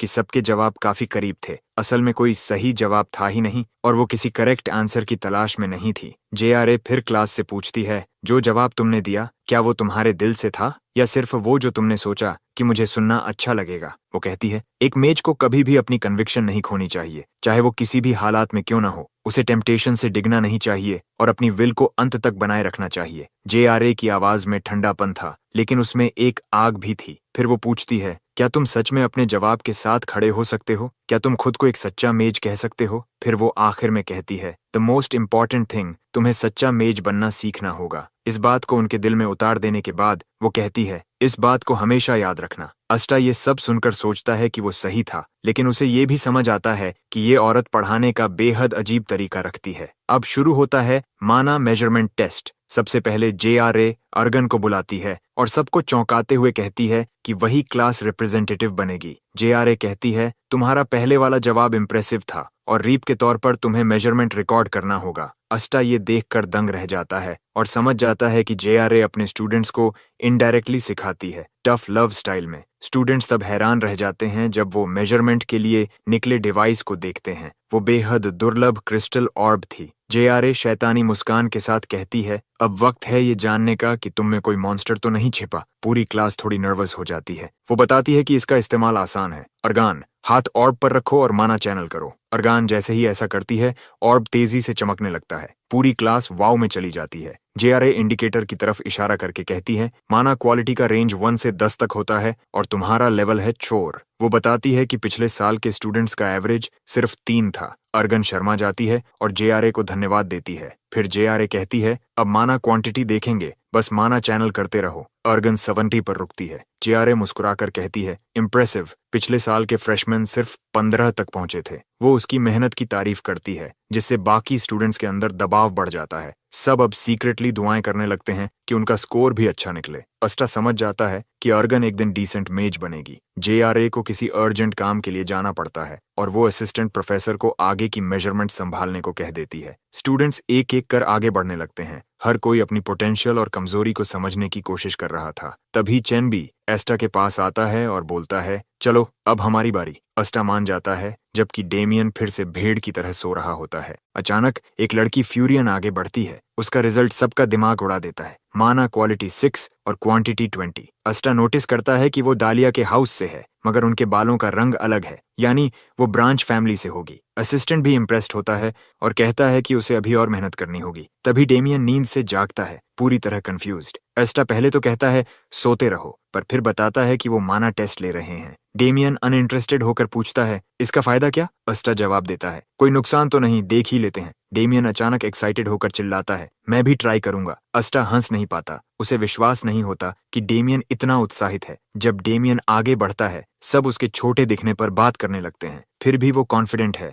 जैसे ही वो ऑर्बी को छूता है, इंडिकेटर ब्लिंक करता है और पूरी क्लास शॉक में आ जाती है। फ्यूरियन तक गर्दन तान कर देख रही होती है। डेमियन का माना क्वालिटी लेवल 9 और क्वांटिटी 67 निकलता है। पूरी क्लास स्टन्ड है, पर एस्टा शांत। वो जानता है कि जब ग्रेटनेस सामने होती है, सब फ्रीज हो जाते हैं। डेमियन एक बॉर्न जीनियस है, लेकिन एस्टा को पता है कि अगर उसने सही रास्ता चुना होता तो वो दुनिया बदल सकता था। इस बार एस्टा ठान लेता है कि वो उसे गाइड करेगा, उसे राइट पाथ पर रखेगा, क्योंकि ब्लेंडोर फैमिली ही डेक्लन की बराबरी कर सकती है। JRA का असिस्टेंट डेमियन को समझाता है कि स्कोर पर घमंड मत करो। डेमियन कहता है, मुझे पता है। फिर वो एस्टा के पास दौड़कर आता है, तूने टेस्ट दिया? एस्टा कहता है, नहीं। डेमियन जिद करता है कि वो भी दे। एस्टा समझ जाता है कि अब कंपैरिजन तो होगा ही। वो डिसाइड करता है कि लो प्रोफाइल रहना बेहतर है। वो ऑर्बी को छूता है और माना को एडजस्ट करता है, लेकिन ऑर्ब अचानक ओवरलोड होकर ब्लिंक करने लगता है और एरर दिखाता है। डेमियन खुशी से चिल्लाता है, मगर एस्टा काल्मली कहता है, मशीन शायद खराब है, टेस्ट दोबारा करो। डेमियन जानता है कि एस्टा अपनी पावर छिपा रहा है।